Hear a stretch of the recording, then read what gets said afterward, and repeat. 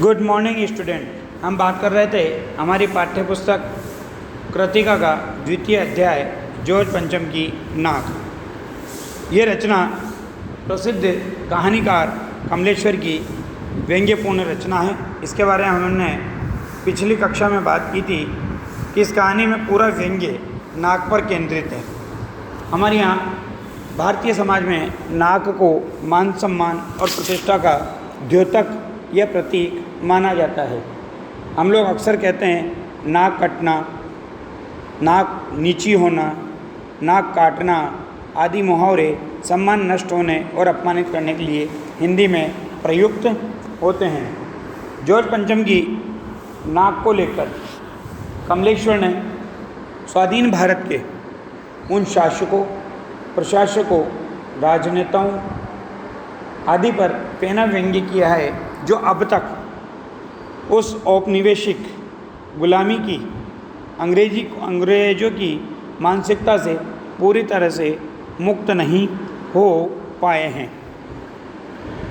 देश भले ही स्वाधीन हो गया है, परंतु जॉर्ज पंचम अभी तक उनके लिए क्या बने हुए हैं? सम्मान के पात्र बने हुए हैं। मूर्तिकार पूरे देश का दौरा कर भारतीय महापुरुषों, बलिदानी क्रांतिकारियों, स्वतंत्रता सेनानियों आदि की मूर्तियों का अवलोकन करता है, क्योंकि उसकी जिम्मेदारी क्या थी?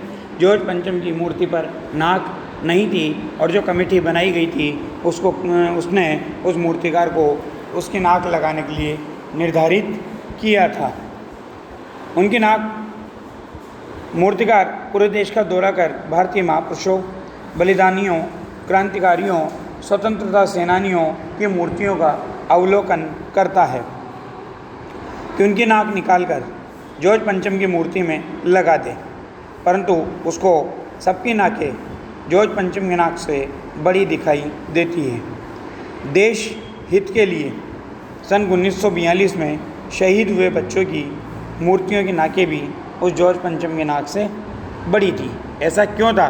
क्योंकि हमारे देश के स्वतंत्रता सेनानियों, क्रांतिकारियों, बलिदानियों, उन देशभक्त बच्चों आदि का देश के प्रति सेवा भाव, समर्पण, त्याग, बलिदान उनको कहीं ऊंचा कर रहा था, जिन्होंने देश के निस्वार्थ भाव से अपने प्राणों को आहूत किया।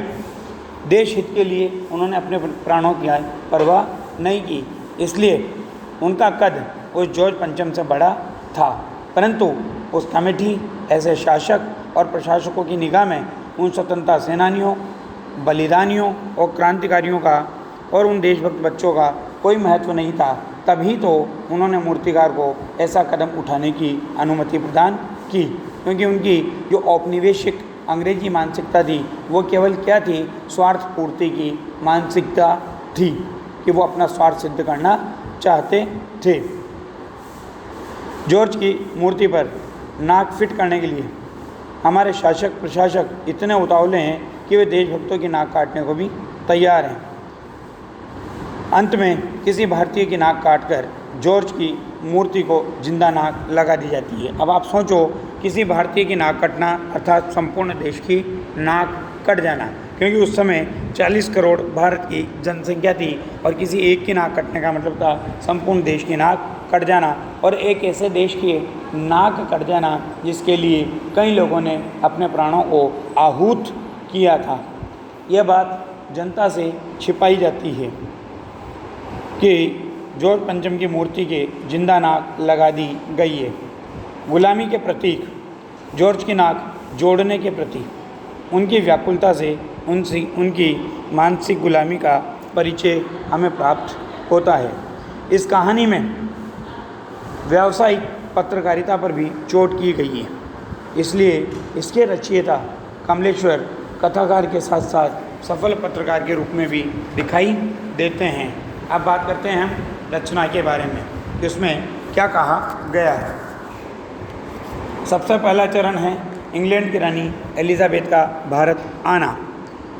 यह बात उस समय की है जब इंग्लैंड की रानी एलिजाबेथ द्वितीय यानी एलिजाबेथ सेकंड मई अपने पति के साथ हिंदुस्तान पधारने वाली थी। अखबारों में उनकी चर्चा हो रही थी।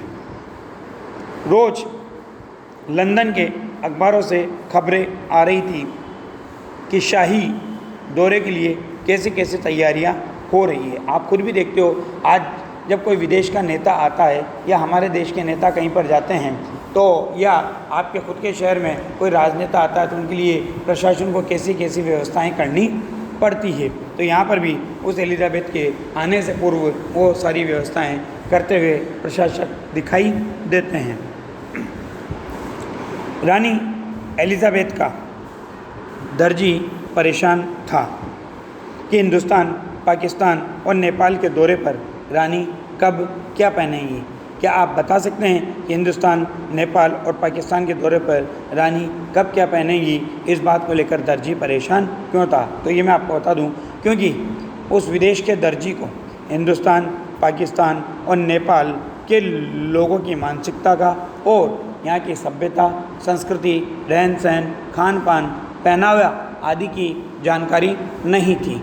दूसरी बात ये थी कि रानी को भारत, पाकिस्तान और नेपाल के दौरे के समय कौन से कपड़ा पहनना उचित रहेगा जो रानी की प्रतिष्ठा बढ़ाएगा। इस बात को सोच करके भी दर्जी परेशान था। उनका सेक्रेटरी और शायद जासूस भी उनके पहले ही इस महाद्वीप का तूफ़ानी दौरा करने वाला था। ऐसा क्यों था? क्योंकि ध्यान रखना, मुख्य सचिव जो होते हैं या उनके गार्ड जो होते हैं, जिन्हें आपका हो, या कोई भी अधिकारी जो होते हैं जो उनसे जुड़े हुए होते हैं, वो इसलिए पहले दौरा करके जाते हैं ताकि सुरक्षा के दृष्टिकोण से उस जगह को, उस स्थिति को, सबको जांचा जा सके। वहाँ पर किसी तरह का उस आने वाले आगंतुक अतिथि को कोई खतरा तो नहीं है, इसलिए उनका तूफ़ानी दौरा पहले ही हो जाता है। आखिर कोई मजाक तो था नहीं। ज़माना चूँकि नया था, फ़ौज फाटे के साथ निकलने के दिन बीत चुके थे, इसलिए फ़ोटोग्राफ़रों की फ़ौज तैयार हो रही थी। इंग्लैंड के अखबारों की कतरनें हिंदुस्तानी अखबारों में दूसरे दिन चिपकी हुई नज़र आती थी। ऐसा इसलिए कि एक दिन वहाँ छप जाता था, फिर जब वो खबर यहाँ के पत्र पत्रिकाओं को प्राप्त होती थी तो वो खबर यहाँ पर भी छप जाती थी कि रानी ने एक ऐसा हल्के नीले रंग का सूट बनवाया है जिसका रेशमी कपड़ा हिंदुस्तान से मंगवाया गया है। करीब 400 पाउंड का खर्चा उस सूट पर आया है। अब यहाँ पर देखिए, कपड़ा हिंदुस्तान से मंगाना भी दो बातें सिद्ध करता है। पहला तो ये कि हिंदुस्तान में जो रेशम बनता था वो उत्कृष्ट क्वालिटी का बनता था, और दूसरा ये कि हिंदुस्तान में पहने जाने वाले कपड़े हिंदुस्तान से मंगाए गए कपड़े से ही बने हुए हो, ताकि यहाँ के लोगों को अच्छा लगे, यहाँ की सभ्यता संस्कृति के अनुसार वो वस्त्र उचित हो। ये बातें सोच करके देखिए, वो विदेशी महिला जो भारत का दौरा करने वाली थी, वो तो हिंदुस्तान की मानसिकता को भाप करके वैसे कपड़े पहन रही है, परंतु यहाँ के लोग केवल उसको खुश करने के लिए अपने देशभक्त स्वतंत्रता सेनानियों, क्रांतिकारियों और बलिदानियों की नाक कटवाने को भी तैयार हैं। रानी एलिजाबेथ की जन्म पत्री भी छपी। यह आप देखते हो, ये सब व्यावसायिक पत्रकारिता की एक पहलू है, क्योंकि पत्रकारिता के क्षेत्र में विभिन्न प्रकार की पत्र पत्रिकाएँ और पत्रकारिता आपको देखने को मिलती है। आप देखते हो, देश विदेश की खबरें अलग आती है, आर्थिक परिदृश्य की अलग आती है, खेल पत्रकारिता अलग होती है, मनोरंजन पत्रकारिता अलग होती है, एडवोकेसी पत्रकारिता अलग होती है, पीठ पत्रकारिता अलग होती है। ये सब इसलिए कि उन मुख्य व्यक्तियों के बारे में जनता को पता पड़े, लोग उनसे आकर्षित हो और वो समाचार पत्र को पढ़ें। तो एक व्यापारिक दृष्टिकोण से पत्र पत्रिकाएँ वाले ये विभिन्न प्रकार अपने पत्र पत्रिकाओं के प्रयोग करते हुए दिखाई देते हैं। प्रिंस फिलिप के कारनामे भी छपे राजकुमार के, और तो और उनके नौकरों, बावर्चियों, खानसामों यानी भोजन बनाने वाले अंगरक्षकों की पूरी जीवनियाँ देखने में आई।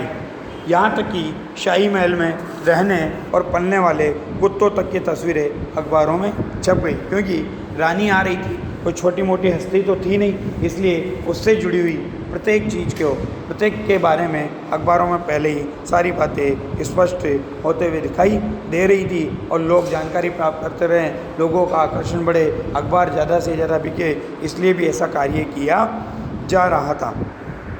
बड़ी धूमधाम मची हुई थी। बड़ा शोर शराबा था, शंख इंग्लैंड में बज रहा था और उसकी गूंज हिंदुस्तान में आ रही थी या सुनाई दे रही थी। इस प्रकार से देखिए उत्सव इंग्लैंड का था और मनाते हुए भारतीय दिखाई दे रहे थे। यहाँ पर उस स्थिति को प्रकट किया गया है। धन्यवाद।